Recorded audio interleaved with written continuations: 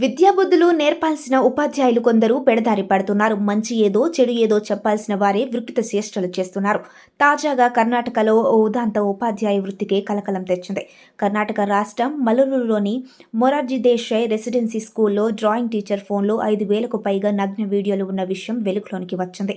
ఈ పాఠశాలలో గత ఏడాది విద్యార్థులతో మ్యాన్హోల్ శుభ్రం చేయించిన ఘటన దేశవ్యాప్తంగా సంచలనం కలిగించింది. అప్పట్లో తల్లిదండ్రులు ఓ ఉపాధ్యాయుడు విద్యార్థుల అశ్లీల ఫోటోలు వీడియోలు తీశాడని అధికారులకు ఫిర్యాదు చేశారు.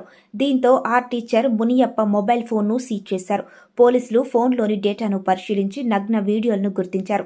సాంఘిక సంక్షేమ శాఖ జాయింట్ డైరెక్టర్ శ్రీనివాస్ ఫిర్యాదు మేరకు మునియప్పపై ఫోక్సో కేసును నమోదు చేశారు. మునియప్ప తనపై నమోదు చేసిన కేసును రద్దు చేయాలని హైకోర్టులో పిటిషన్ దాఖలు చేశారు.